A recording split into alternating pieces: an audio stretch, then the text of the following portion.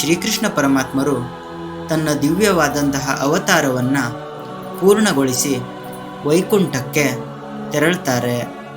ಪಾಂಡವರು ಮತ್ತು ಯಾದವರು ಶ್ರೀಕೃಷ್ಣ ಪರಮಾತ್ಮರ ಅಂತ್ಯ ಸಂಸ್ಕಾರವನ್ನು ನೆರವೇರಿಸುತ್ತಾರೆ.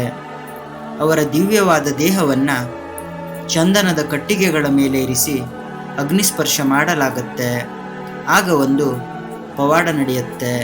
ಎಷ್ಟೇ ಸಮಯ ಕಳೆದರೂ ಸಹ ಶ್ರೀಕೃಷ್ಣ ಪರಮಾತ್ಮರ ದಿವ್ಯ ಹೃದಯ ಅಗ್ನಿಯಲ್ಲಿ ಸುಡೋದಿಲ್ಲ. ಅದನ್ನು ಬ್ರಹ್ಮತತ್ವ ಅಂತ ಕರೆಯಲಾಗುತ್ತೆ. ಅದು ಸಾಮಾನ್ಯವಾದ ಹೃದಯವಾಗಿರಲಿಲ್ಲ. ಅದು ಭಗವಂತನ ಶಾಶ್ವತವಾದ ದಿವ್ಯ ಚೇತನವಾಗಿತ್ತು. ಅದನ್ನು ಕಂಡ ದೇವತೆಗಳು ಆಶ್ಚರ್ಯಚಕಿತರಾಗ್ತಾರೆ. ಆಗ ಒಂದು ಆಕಾಶವಾಣಿ ಕೇಳಿಸುತ್ತೆ.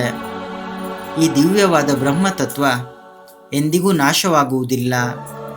ಇದನ್ನು ಸಮುದ್ರಕ್ಕೆ ಸಮರ್ಪಣೆ ಮಾಡಿ ಸರಿಯಾದ ಸಮಯ ಬಂದಾಗ ನಾನು ಮತ್ತೆ ಹೊಸ ರೂಪದಲ್ಲಿ ಪ್ರತ್ಯಕ್ಷನಾಗುತ್ತೇನೆ. ಭಗವಂತನ ಆದೇಶದಂತೆ ಆ ದಿವ್ಯವಾದ ಬ್ರಹ್ಮತತ್ವವನ್ನು ಸಮುದ್ರಕ್ಕೆ ಸಮರ್ಪಣೆ ಮಾಡಲಾಗುತ್ತೆ.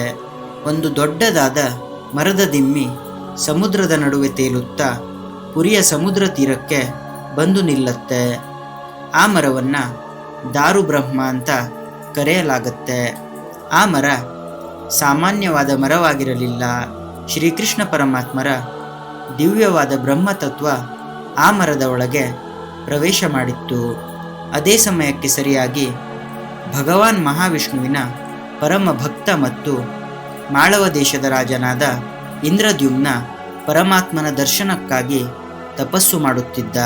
ಒಂದು ರಾತ್ರಿ ಭಗವಂತ ಕನಸಿನಲ್ಲಿ ರಾಜನಿಗೆ ಕಾಣಿಸಿಕೊಂಡು ಸಮುದ್ರ ತೀರಕ್ಕೆ ಬಾ, ಅಲ್ಲಿ ಒಂದು ದಿವ್ಯವಾದ ಮರದ ದಿಮ್ಮಿ ಸಿಗತ್ತೆ, ಅದರಿಂದ ನನ್ನ ವಿಗ್ರಹವನ್ನು ನಿರ್ಮಾಣ ಮಾಡು ಎಂದು ಆಜ್ಞೆಯನ್ನು ಮಾಡ್ತಾರೆ.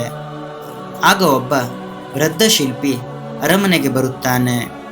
ಆತ ಹೇಳುತ್ತಾನೆ, ನಾನು ಈ ವಿಗ್ರಹವನ್ನು ನಿರ್ಮಾಣ ಮಾಡುತ್ತೇನೆ, ಆದರೆ ಒಂದು ಷರತ್ತು ಇದೆ. 21 ದಿನಗಳವರೆಗೆ ಯಾರೂ ಬಾಗಿಲನ್ನು ತೆರೆಯಬಾರದು ಎಂದು ಹೇಳ್ತಾನೆ. ಆ ಶಿಲ್ಪಿ ಬೇರೆ ಯಾರೂ ಅಲ್ಲ, ಸ್ವತಃ ದೇವಶಿಲ್ಪಿಯಾದ ವಿಶ್ವಕರ್ಮನೇ ಆಗಿರ್ತಾನೆ. ಕೆಲವು ದಿನಗಳು ಕಳೆದರೂ ಸಹ ಒಳಗಿನಿಂದ ಯಾವುದೇ ಶಬ್ದ ಕೇಳಿಸೋದಿಲ್ಲ. ಆಗ ರಾಣಿಗೆ ಆತಂಕವಾಗುತ್ತೆ. ರಾಜನು ಬಾಗಿಲನ್ನು ತೆರೆಯುತ್ತಾನೆ. ತಕ್ಷಣ ವಿಶ್ವಕರ್ಮ ಅಂತರ್ಧಾನನಾಗ್ತಾನೆ. ವಿಗ್ರಹಗಳು ಪೂರ್ಣವಾಗಿರಲಿಲ್ಲ. ರಾಜನು ತನ್ನ ಬಾಗಿಲನ್ನು ತೆರೆದ ಅಚಾತುರ್ಯಕ್ಕಾಗಿ ಪಶ್ಚಾತ್ತಾಪ ಪಡ್ತಾನೆ. ಆಗ ದೈವವಾಣಿ ಕೇಳಿಸುತ್ತೆ, ಈ ರೂಪದಲ್ಲಿಯೇ ನಾನು ಜಗತ್ತಿನ ಭಕ್ತರಿಗೆ ದರ್ಶನವನ್ನು ನೀಡ್ತೇನೆ. ಅಂದಿನಿಂದ ಶ್ರೀಕೃಷ್ಣ ಪರಮಾತ್ಮರು ಜಗನ್ನಾಥ, ಅವರ ಅಣ್ಣನಾದ ಬಲರಾಮ, ಬಲಭದ್ರ ಹಾಗೂ ತಂಗಿಯಾದ ಸುಭದ್ರೆ ಆ ರೂಪದಲ್ಲಿಯೇ ಪೂಜಿಸಲ್ಪಡುತ್ತಿದ್ದಾರೆ.